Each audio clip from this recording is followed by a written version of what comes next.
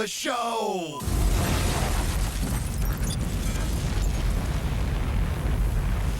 We make music. We crank up the amps and we have a good time. That's rock and roll.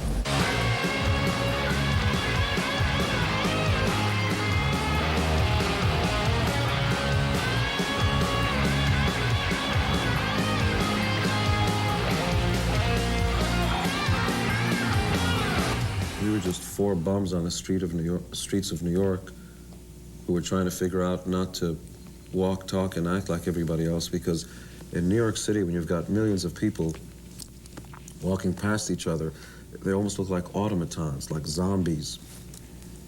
And, you know, these poor people are just sort of going, they're just trying to survive, pay their bills, and just get by the day without all the traffic noise and the pressures of life and so on.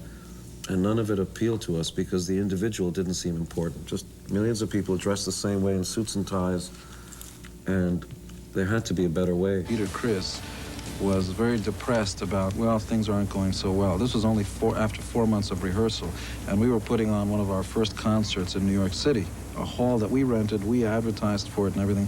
So I rented a limousine, and we went to this place with girlfriends, equipment, everything, in this stretch. It was like a stretch Mercedes. Yeah, it was with amazing. everything in there.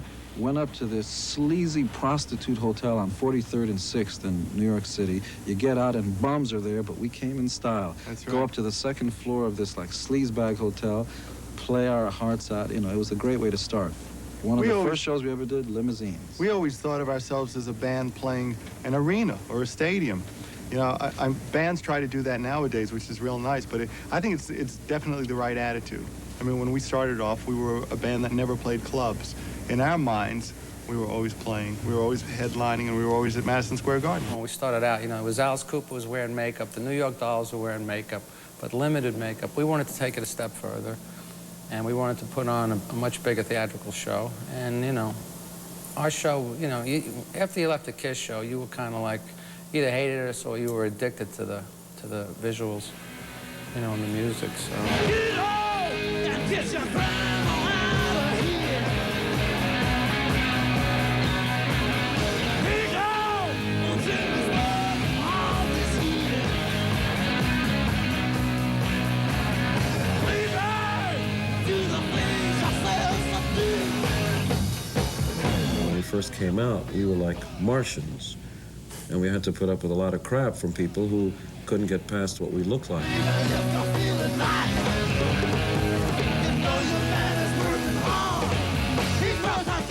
Kiss logo became fairly well known. Yeah. At the time, there was also a bit of controversy about it. Actually, not maybe at the time, but maybe later. In Germany, we had to change all the albums to round S's instead of the lightning bolt S's. What did you think about that? As long as they bought the records, I didn't care. You know, I mean, it was a law.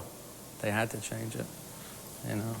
Why did I mean, when I designed the logo, I wasn't really thinking about the Nazi. I was thinking more of lightning bolts, because, you know, that's my character. You know, I always had lightning bolts on my boots and shirts and whatnot. Didn't you ever think about changing the logo? No. I think it looks too good.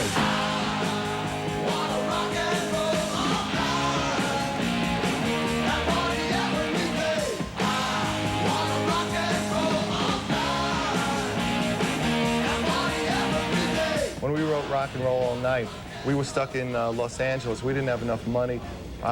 Basically, what we were doing is we couldn't get to the next gig. We had no money to pay the hotel. We were eating the crust of bread off the roadies' plates, I swear, because we had to pay them so they wouldn't quit, but we had no money.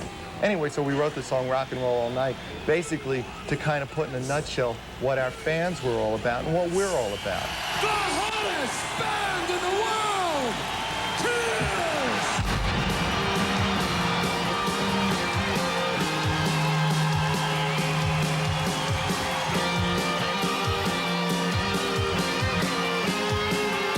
What about the life that you've been leading since the old days when you played with the Brats in that club in New York? I mean, that was like so many moons ago. Are you happy with the way things have gone for you? Smiling. Is it still? You know, some people think there's something to complain about when you reach this kind of success. I mean, we were lucky enough to have a dream that we saw come true, so we have no complaints. We're having a great time. At this point, we don't do this because we have to do this. We do this because we love doing it.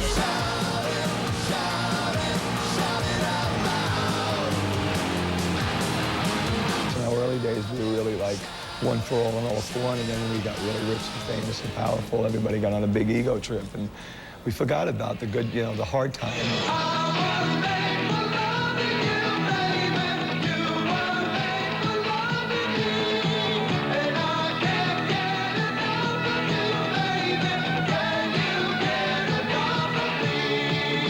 People don't realize it. They think that you can tour forever. We've toured for right under 2,000 cities.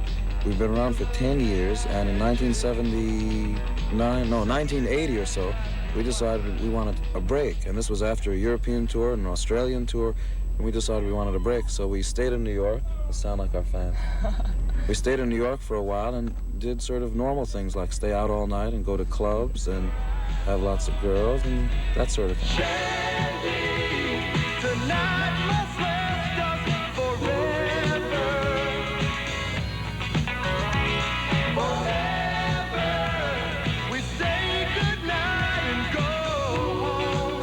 We had so many people talking in our ears and saying, oh, you're better than these guys, you could do it, you should go on your own. And you start listening to all this crap, and then you just forget how much you really love these guys and how much you really would go out for them, and you respect them, and then you start losing all that, and then it's all washed away, and then one day you're sorry for it.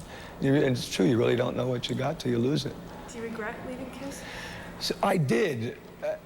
In the early days, I regretted it because I said, Jesus, I walked away from the biggest band in the world. I must have been crazy. But I don't now, because I think if I would have stayed, I would have died. They would have sooner or later found me in a hotel overdosed or something, because I was very heavy into cocaine at the time. Where you don't know what you're after, or if something's after you, and you don't know why you don't know. The Elder album wasn't really a good album for me, and I wasn't happy with that album. A world without heroes is like a bird without wings, or a bell that never rings, just a sad and useless thing. At that time, we had just signed a $10 million record contract, so, I wasn't about to leave the group that year. Yeah. But eventually, through a course of events, I decided it was time to go.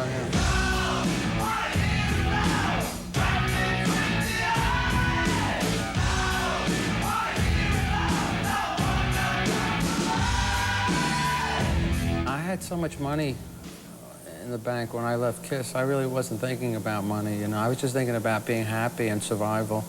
I knew if I stayed in the band, I would have self-destructed, because I was self-destructing, I was getting drunk and driving, 100 miles an hour, and having car accidents, and it was basically a sign to me that, hey, I'm not happy doing this. I'm not happy putting the makeup on anymore. I'm not happy working with these guys. I can't deal with their egos and all the other bullshit that goes with it.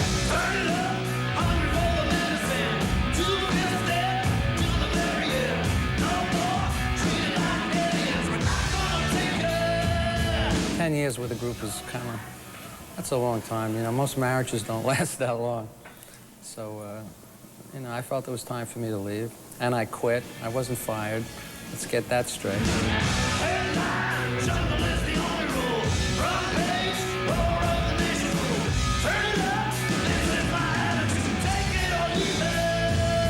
Do you ever yearn for the day when you just, scrub off the makeup and you get up there as a band without I don't the think facade? so. I mean, why? You can almost ask the same thing of Superman. Why doesn't he take off that outfit and just sort of come out and do the things? Because it wouldn't be Superman. Kiss is Kiss because of all the special things that we do, that we choose to do. We don't have to do it. We make our own rules, and we like this. This is, how you dress is how you feel, and on stage we don't feel like other bands. We feel 7 feet tall. This weekend doesn't have to be another average weekend. That's because this weekend you can win a whole load of prizes by sitting your ass in front of the TV! You could win fabulous frocks and or gowns, or how about some hi-fi electronics? Keep your eye on... Be true to what we believe in. because that's basically what KISS is all about, is doing what we think is right. And when it didn't feel like we should be wearing the makeup anymore, we took it off.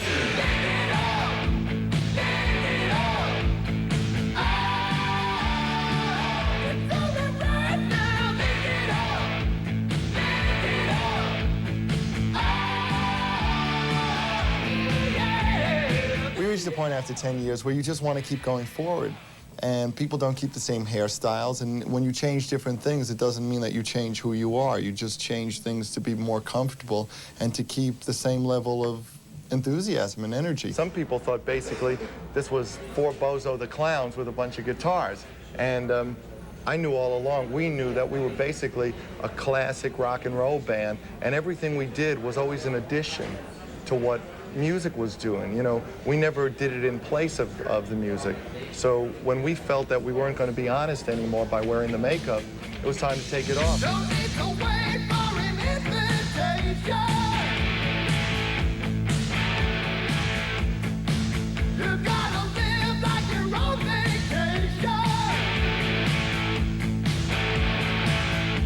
Some people said, well, you know, didn't you realize if you took off the makeup you were taking a big risk? Well, I don't think we wanted to continue looking the way we looked anymore. It was time for a change, and, you know, no guts, no glory. When we first started the band, when we did the first photo session, the record company was saying, well, don't you guys want to shoot the cover without makeup? And obviously there's a risk in everything you do, but we're pretty good judges of what we should be doing, and it seems like we made the right decision. If we had nothing more to offer except platform boots and makeup, then we weren't much of a band. So we felt it was honest to say, hey, this isn't us anymore, and if you don't like what we're about, we understand it, and it's been great.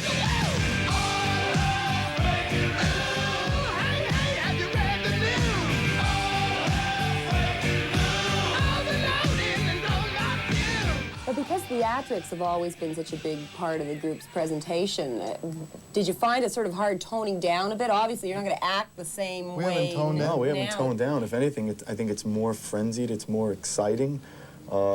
The band is stronger than it's ever been, and we're going out now with like a whole new feeling, a whole new urge to kill, you know, on stage, and we do. All the fans are telling us that the show's never been better, that it's really the best we've been. So the idea in taking the makeup wasn't to tone anything down, it was to give it more life.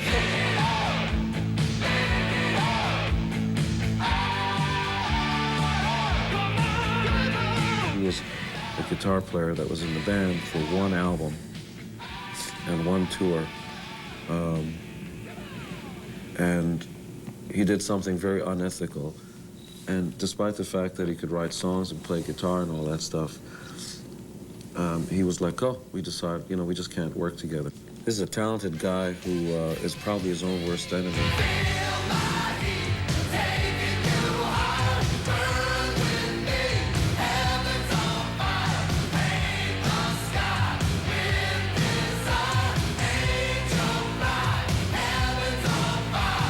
Mark St. John, who was a replacement guitarist for Ace, originally left. However, it was because he developed writer's syndrome, which is sort of an arthritic thing. Yeah, it's amazing. I mean, it was amazing what happened to his hand. It really looked like the Goodyear blimp. You know, I mean, his fingers were huge, and he couldn't move his fingers. Just what an amazing thing to happen to a guitarist. That was terrible. I think he's okay now. Right. But, you know, you really can't sit around and wait a year and a half or 2 years for somebody to get better, especially when you don't have any guarantees that they're going to get better.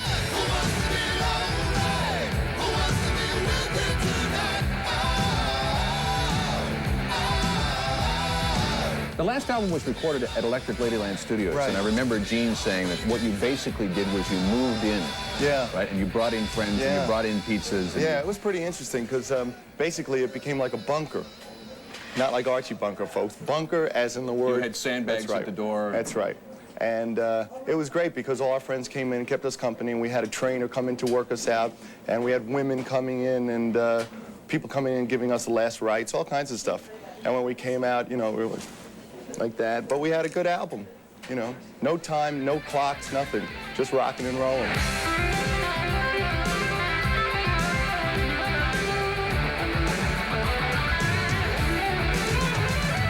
I've known Bruce for 10 years, so I don't see Bruce ever leaving. I was asked to actually fill in for an alien guitar player, Mark St. John, and he didn't get well quick enough, and I seemed to fit really well and did the job perfectly, including this fly that likes me.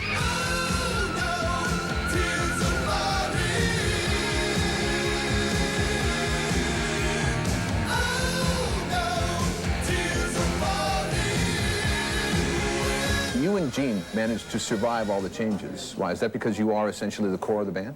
I didn't say that. I think it's maybe because we have a direction and we're focused enough to know what we want to do. And KISS is more like, I guess, a belief. And like an army, if somebody falls by the wayside or somebody deserts, somebody else picks up the gun and you keep going. Classic rock bands usually have to have at least two people who work in a way where the dynamics are balanced out, because it really comes down to two people where each one is great, but what they do together is better than what either one could do.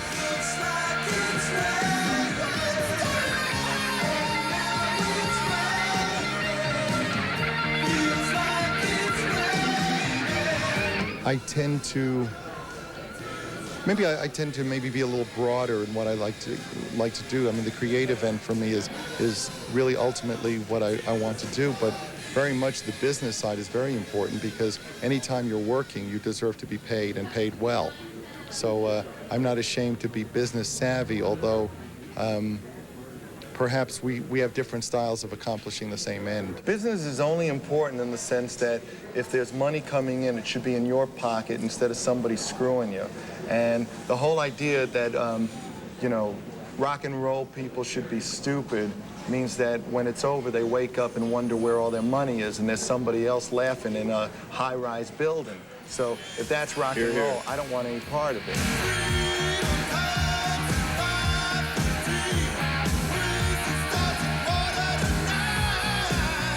Gene's like family to me. He's like a brother. And I think we would both acknowledge that often we'd rather spend time with someone else other than the other. But we very much respect and trust and give a lot of credence to what the other has to say. So it's a great relationship, especially because we know when to draw the line. So that, you know, sometimes people say, well, how have you kept it going for, I think, 30 years? And it's really because we know when it's enough, and we know when to back off each other. And we also know how to get each other pretty pissed off, you know, when we want to.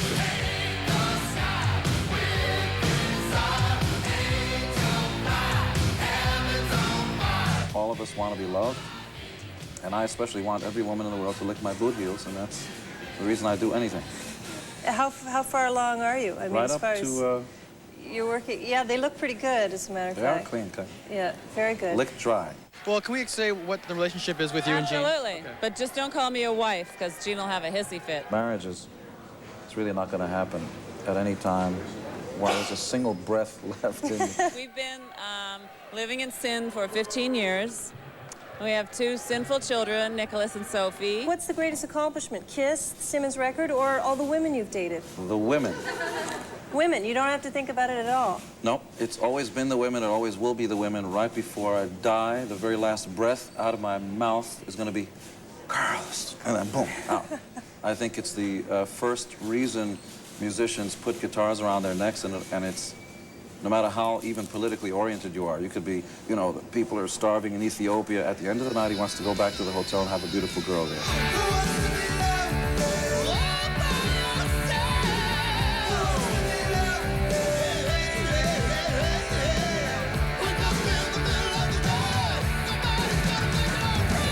To me, the sex happens by being on stage and performing, and they're going, I want you, you know, and they're getting into that. And obviously, it doesn't have to come to my room, and I won't let that happen, but I'm just saying, I think the fantasy of all that is very safe sex, and it's pretty, I mean, for me, it's very satisfying for my ego, and I hope they dig it if they catch a pic or they see that I acknowledge them being there. But I think if we only had guys out there, we'd be pretty bummed out. We're having a great time, and obviously there's a lot of people who wish they could live this kind of lifestyle. And, you know, somebody's gig might be selling insurance. It's not my gig. My gig is getting myself off and getting a lot of people off and having fun in hotels and sweating a lot and doing whatever comes naturally. So you guys still continuing your womanizing ways? No, we've become vegetarians and asexual. We now read a lot of books and don't think sexual thoughts whatsoever. So good, that's good. Yeah, But we look at the sea a lot.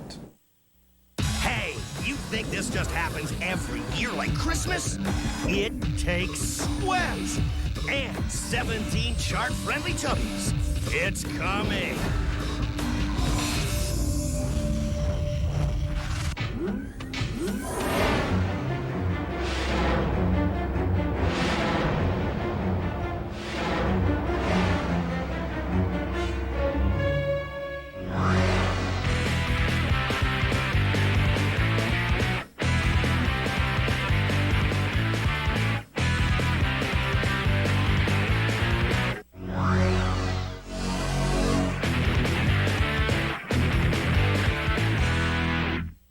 Let's talk about sex. It can be fun. It can be deadly. HIV is the virus that causes AIDS. And it doesn't discriminate. Did you know that many young Canadians have been infected by HIV while still in their teens? We're hurting each other. Whether you live in a big city or a small town. Whether you're gay or straight. Whether it's your first partner or one of many. HIV doesn't care. We're Wide Mouth Mason. It's simple. Choose not to have sex or choose to use a condom. If you don't, it can cost you your life. It's simple.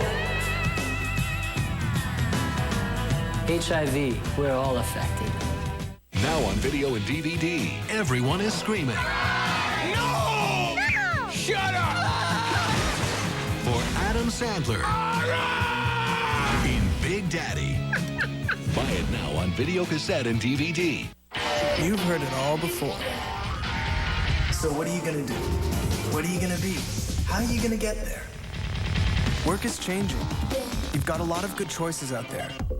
There's a lot opening up, but it won't just happen. Take on your future. Get the skills you need. Call Canada's Youth Employment Strategy, 1-800-935-5555 for useful career planning information. A message from the Government of Canada.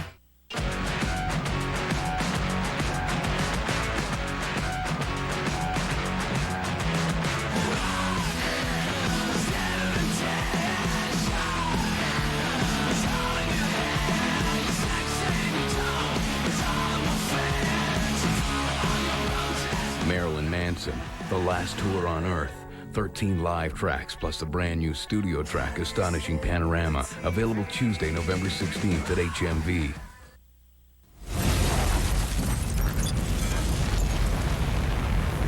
I guess we continue to have things to write about because we continue to live. You know, hopefully every And that's why day we have a reason to live. Everybody's got a reason.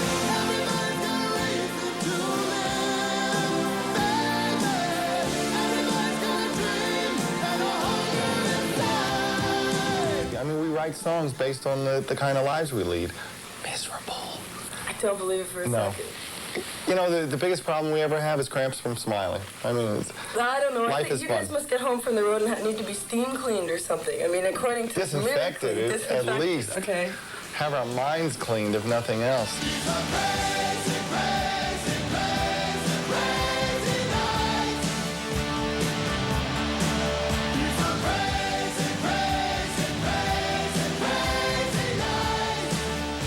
What are people seeing on this tour?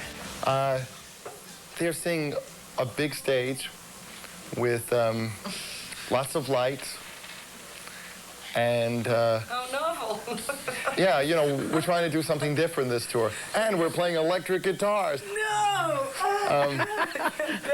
Let's see, what can we wear? Spandex, that would be new. Why don't we have long hair? What do we sing about?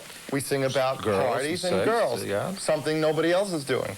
And actually, don't go see us. Why see us? It's the same old thing all over again.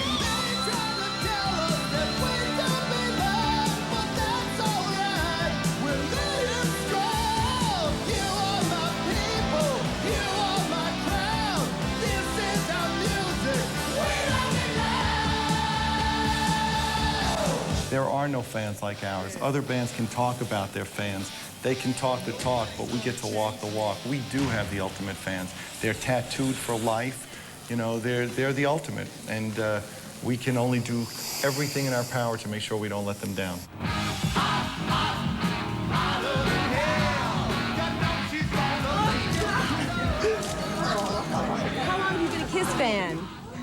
8.5 years. Why? What's so great about Kiss? 9 years, a long time. They're great. That's all there is to it. They're great. Why? Because they are. They give you more for your money than anybody. Best singing, best guitarist, man. Yeah, They're the everything. greatest. They know it, man. Charles gonna know it. Listen, they got class. That's it. They got everything. Like Gene likes to say, it's a loosely knit Kiss nation. It's worldwide. It's all over the place. And you know, like I'm from Buffalo, and you got all the rest of the people from Toronto. We travel all over. I mean, we go to Detroit, New York City, wherever they're at, we're gonna go. Show me what you want, show me what you need, fire below. Come on and take me, shake me, don't let me go. Hey, forward, down below. Down below, down below.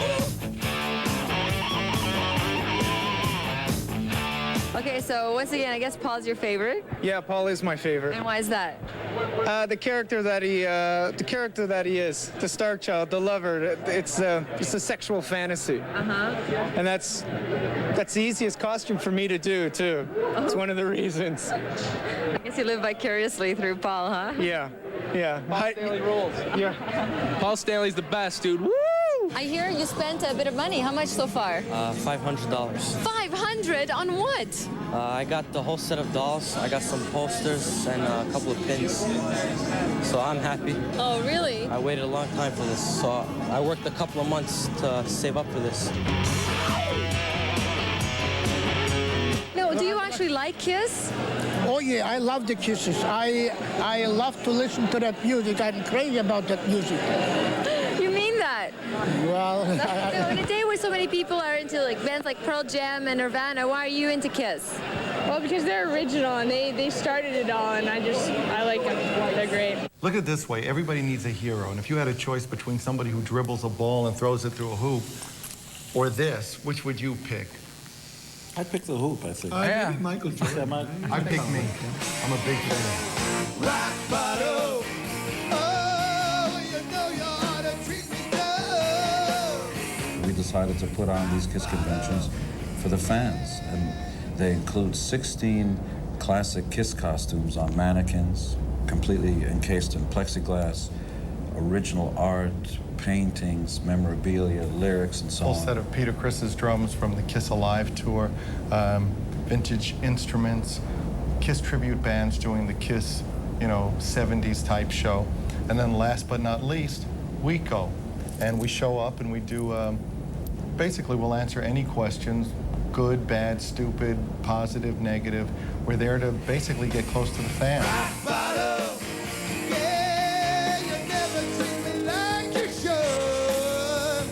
What do you like so much about Kiss? I mean, you're obviously a huge fan. You got tattoos of them all over your arms. They grab you. Their music grabs you.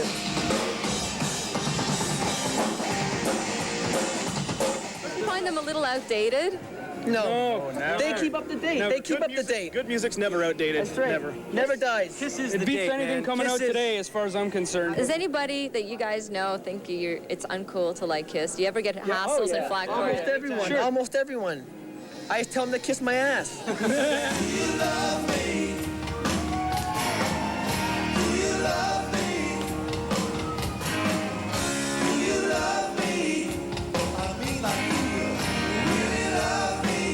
I, David, take you, Karen, to be my wife.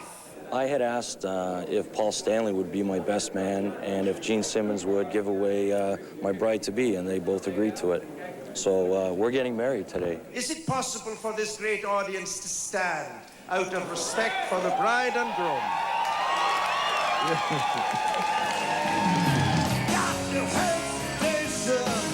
She's a bad habit, bad habit, bad habit.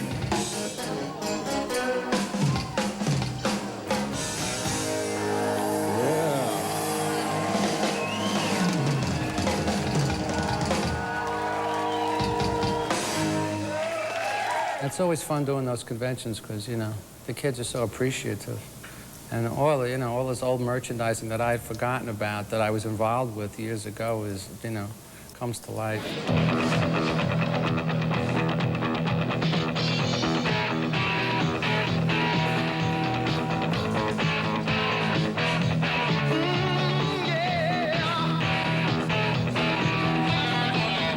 is your obsession? Can you call it an obsession?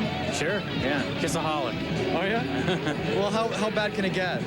Pretty bad. Pretty bad. That's why I started becoming a vendor. I was spending so much money, I said I got to get a way to recoup some of the money I'm spending on my collection, so I started selling stuff. How long have you been a collector? This is about 10 years old. Really? So yeah. how big is your collection then? Dollar-wise? Sure. Over $11,000 worth. Even when I was young, I mean, I had icons and I had, you know, like Jimi Hendrix I looked up to, but never to the extent that some of the fans idolize me. And I still don't understand it completely, but I don't know. I mean, maybe it's because we're, you know, not only did we play music, but we were such a visually there was such an impact there that, you know, we were embedded in people's minds. I think the passionate fans, or these really obsessed that have to have everything and know everything, it's just in their blood or something, or it's the direction they went. It's either Star Trek or Kiss, I guess, you know, one or the other.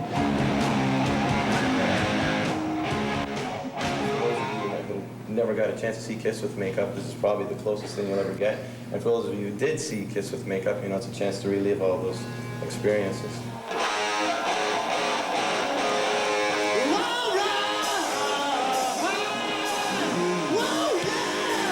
Were you originally Kiss fans who became musicians, or were you musicians who became Kiss fans? No, we were Kiss fans first.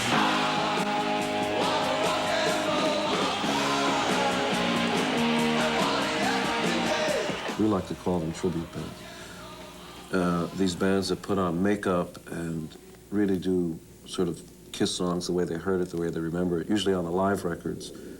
It's flattering, you know, it touches your heart, and we realize that there's a lot of work that goes into it. But a little cooler for us is this idea of bands who have their own career, that have their own agenda. Gee, I don't know, we're sounding too smart here. We better just... Anyway, we feel that we put on as close to the real thing as possible, like the show itself, all the costumes and all the instruments are the same, the whole stage set, you know. The songs that we do range from the Alive to the Alive 2 tour. And, you know, we try to do everything the way they did it, you know. We don't want to do anything different because, you know, Kiss fans and fans in general are really picky. They know what's right and what's wrong. Friday, lathered up soap stars 3D stop by Much to perform their latest single, Never Quit Lovin'. 3D, coming at you live. Friday on the Electric Circus.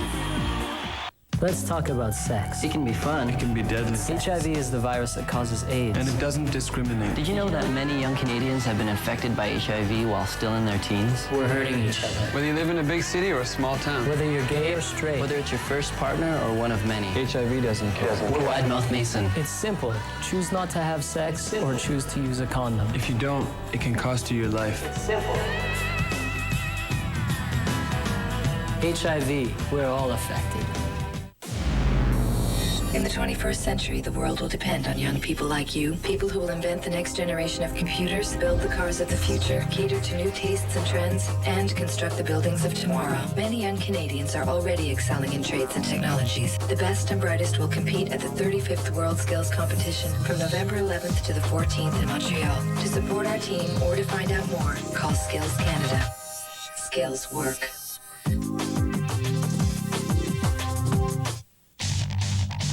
Something to say? Say it loud on Speaker's Corner at HMV. And check this out. Hey now, Southern California's Smash Mouth have returned with their follow-up to the multi-platinum Fush You Man, Astro Lounge, featuring All-Star and When the Morning Comes. Be the sharpest tool in your shed and get Smash Mouth's Astro Lounge now.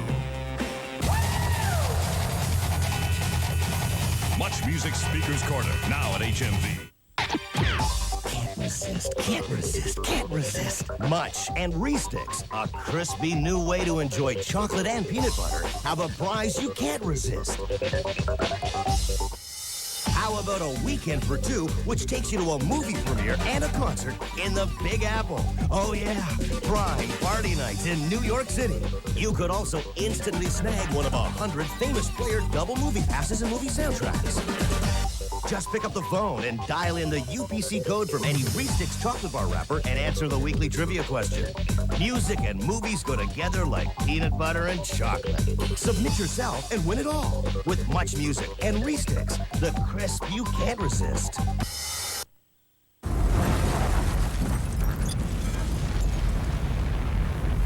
Smashes, Thrashes, and Hits, our 22nd LP, some old songs, some new songs. The new song, there's a wonderful religious ballad called You Put the X in Sex.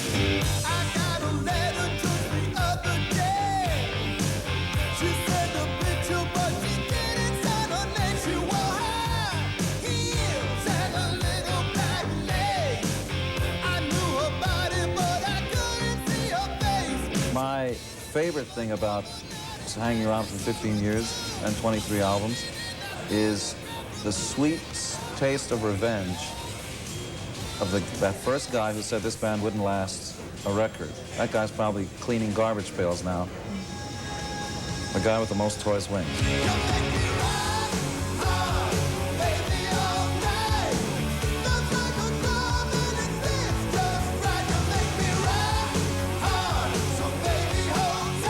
You Make Me Rock Hard is another song, which is a new song.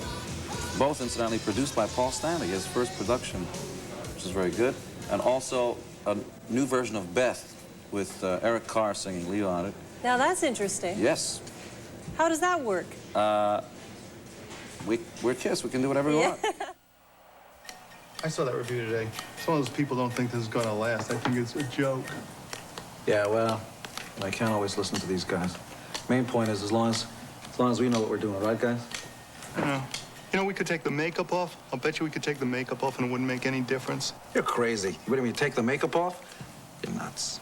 Gene, we could take off the makeup. I mean, basically, when we started as a band. We started to play rock and roll, and that's what we could do. That's how we started, and we can keep doing that anytime we want. We could go back and play clubs. Without the makeup? I think you're nuts. Gene, there's nothing we can't do. You're nuts. There's nothing we can't do. Still say you're nuts. Basically, what we wanted to do with Rise to It was we wanted to give fans a chance to see what it was like during the 70s when we would be in the dressing room when we were first starting out, and we were thinking, can the critics kill us off? Can we go ahead?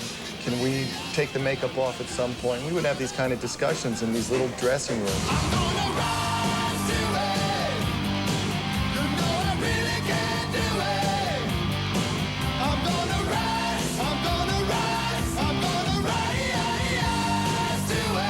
I think what we wanted fans to realize is that Kiss today is the same as Kiss yesterday, and it's always been a continuation.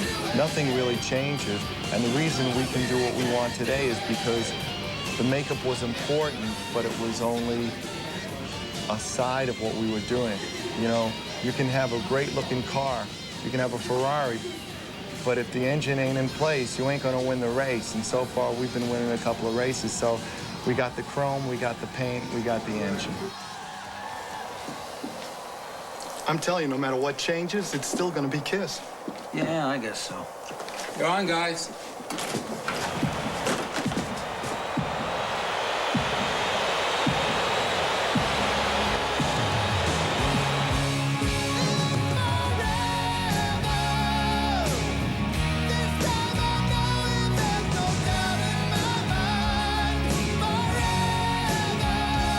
I hate the word power ballad because usually it's like some kind of mush.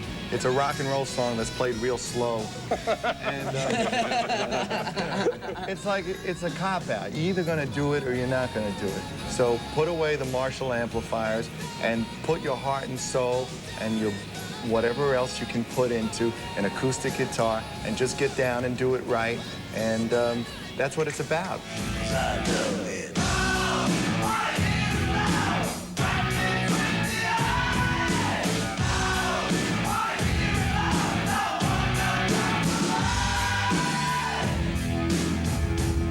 I liked him. He was a really nice guy. He also was at my house many times, and he would call me up now and then, and he'd be sort of depressed and give me his troubles on the phone or something. And so now when we do our show, we dedicate a couple of songs to him. We had a choice. Do you carry on or do you stop? And you know, we all loved Eric very much, and it was devastating for all of us. I never had a friend pass away, no less a band member, and he was truly, we were a family. But you know, I know that we have to celebrate kind of life and not you know, stop everything. And what it is to be in a band like Kiss and play music is it's like a gift by God that I you know, I want to continue doing, and I know everybody else, we want to carry on.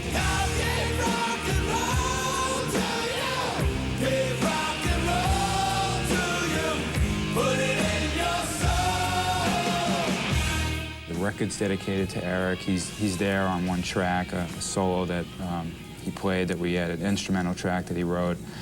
You know, we just have to carry on, and we always will miss him, and there isn't a day I don't, you know, not think about him. But I know he's got to be thinking that, hey, the band should be rocking. That's what we all love doing.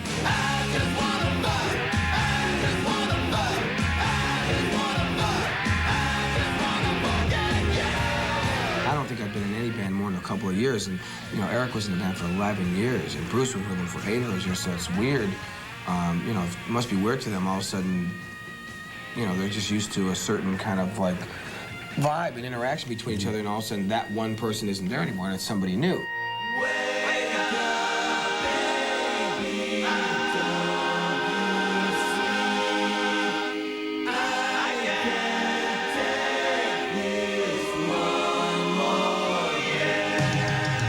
I can still remember playing this day, like being down or leaning on the stage, watching Kiss in concert, and I got Ace Frehley's pick, and you know, it's really weird. Now all of a sudden I'm playing with like Gene and Paul, and it's like weird.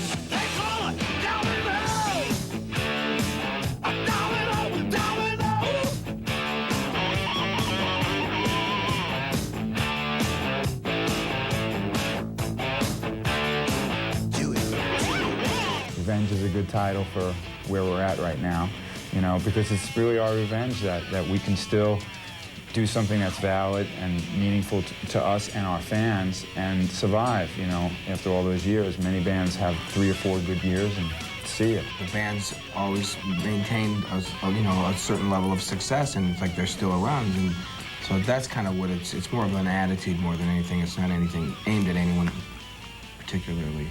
Revenge is sweet.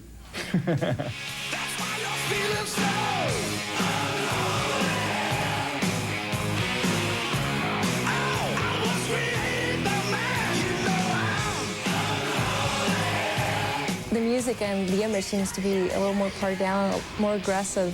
Why did you decide to go this route? We wanted to commit ourselves to making a really tough rock record, you know, and a guitar record, too. That's what Kiss is about. Loud guitars, big amp. He's right. You know, yeah. And Gene came through with some tough stuff. First song was Unholy. Thank you. You like that? Yeah, that's great. So this record, it's not so much like a master plan, but we knew it felt right, you know, where we were headed in 1992.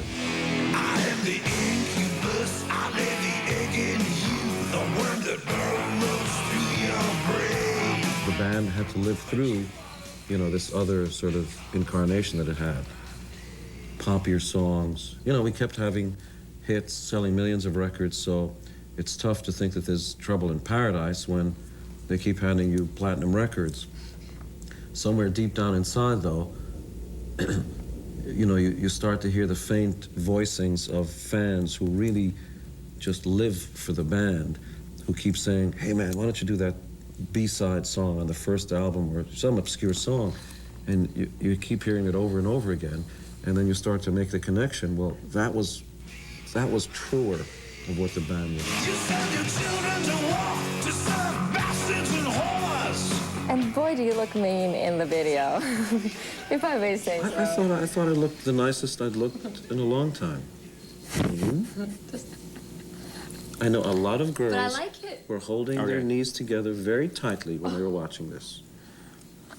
For exercise, Right. to strengthen those thigh muscles and calisthenics. And then they have to go to church after watching you sing that song. Because, I mean, see?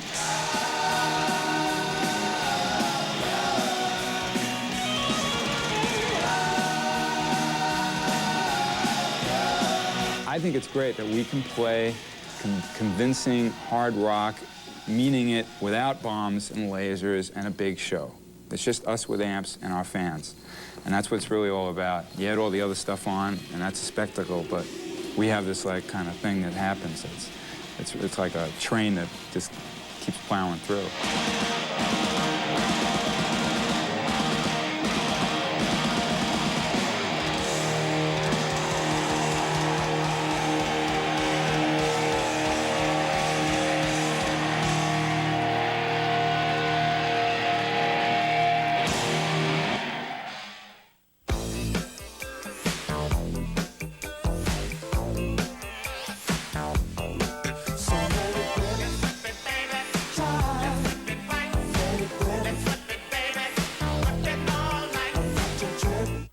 We're supposed to study in a room that's freezing. Get back to class, right now! No. In a split second, 6 students will make a decision I'm sick and tired of never being listened to.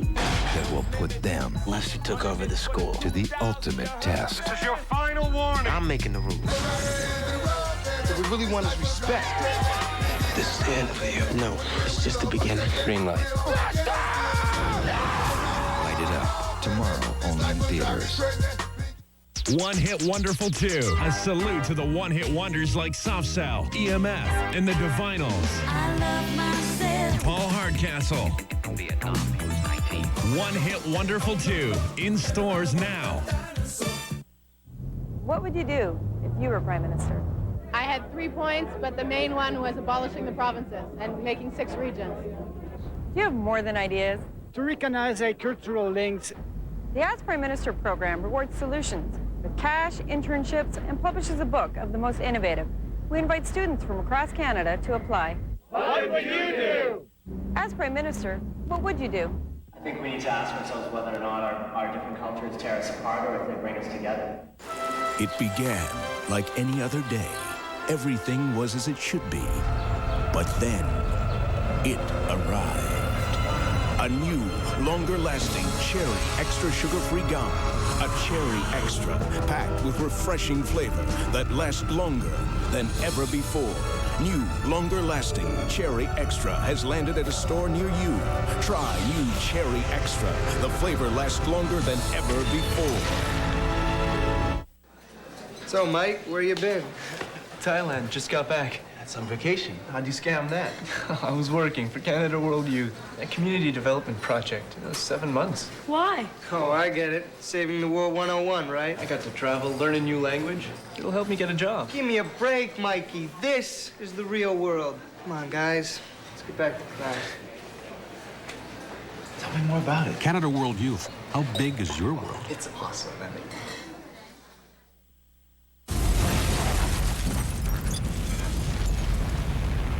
I don't have a problem talking about, the old days and wearing the makeup. I think one day we'll put it on again. No. Really? One day, yeah. I have a feeling it's going to happen. I can't say for sure, but I have a gut feeling it'll happen. There's too much money to be made. Members of the international press and members of the KISS Army.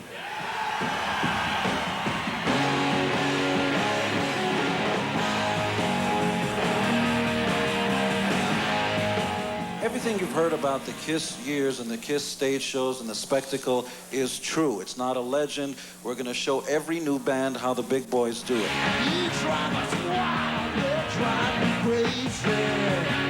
The truth is, we're 4 individuals who love what we do and are thrilled to be doing this together again. But the truth is, in the past, we've had our differences, so fucking what? The magic is back.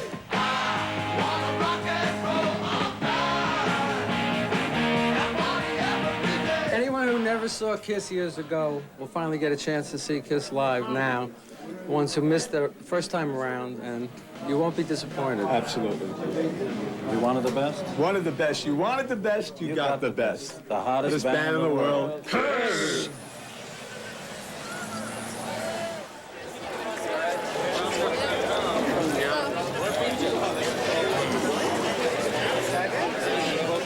No, you're supposed to be, Ace. And you're supposed to be... Jane. What are your real names? Becky. Eric. And why did you choose this makeup here? Why not Ace is God. Ace is God. That's just it. He's God. He's God. And Jane is God. We'll go with that. How's the makeup doing? Makeup's a little hot out here. You're dripping a little. It looked great when I first did it. I was in an air-conditioned house. Got out here outside, man. I'm sweating my ass off. Did you make this yourself? Yeah. And you're supposed to be Ace Frehley. Yep. Where's your guitar? Oh, it's at home. Is it at home? You didn't bring it tonight? No, too heavy. How's it going?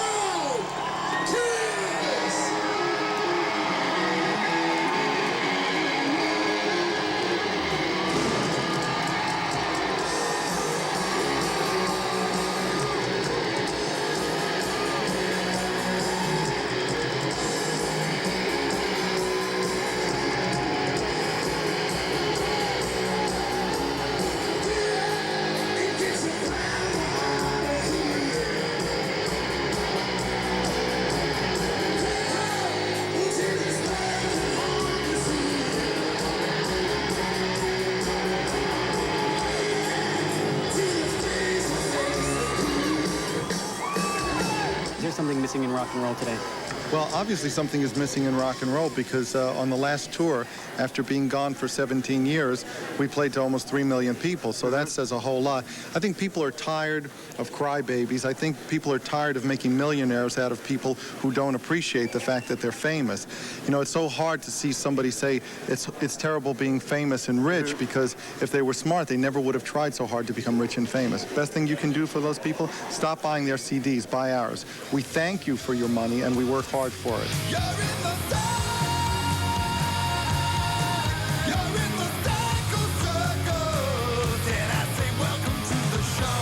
Psycho Circus album is the first album that we've done in 17 years, and it's on the heels of the reunion tour, which was the biggest grossing tour of 96-97.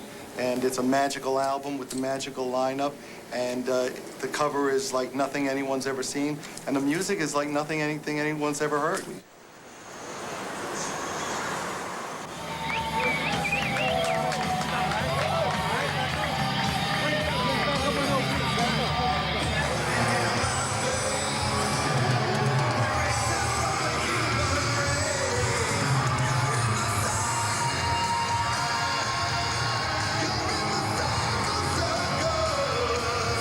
We've all grown over the past 17 years, and now that we got into the studio and had a chance to work together again, it's just been fantastic, and I think the album speaks for itself. We went out on that reunion tour, and a lot of people were saying, you know, our past cast such a big shadow. How are we going to be able to top that? We topped it on the reunion tour. Psycho Circus is the music that's going to top things with the Psycho Circus tour. You ain't seen nothing yet. It goes up from here.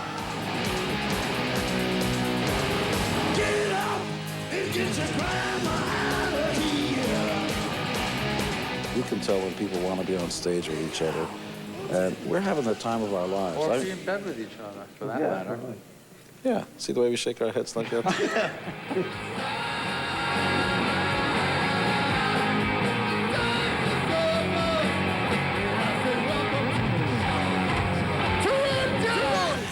Why is doing a film like this such a logical extension of the world of KISS? Well, because we break rules, you know, and the idea really with KISS is that we won't be confined by the limitations that other bands have to live by. Mostly, they have to live by them because they don't have anything to offer outside of a very small sphere of music. So for a band like us, the idea of doing a film, especially Detroit Rock City, which is kind of like four young people's odyssey on the way to meeting the Wizard of Oz. In this case, it's KISS. It's very much like the story of KISS, who were four young people who went through all kinds of obstacles to attain what they wanted. The boys are back in town. The boys are back in town. The boys are back. The boys are back. The boys are back in town.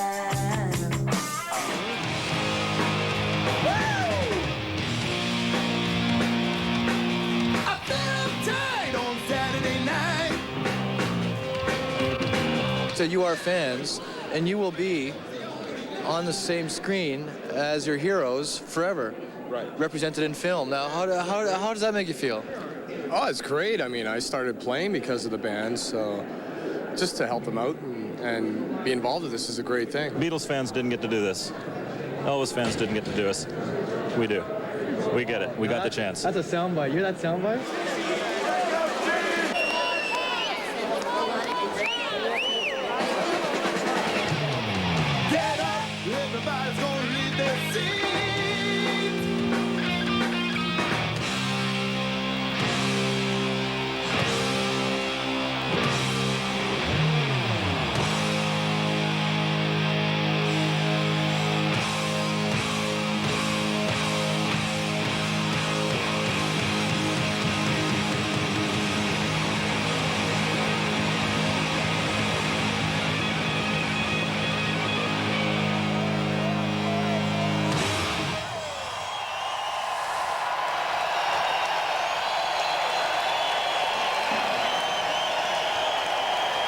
Our victories are always victories of our fans. You know, when we win, the fans win.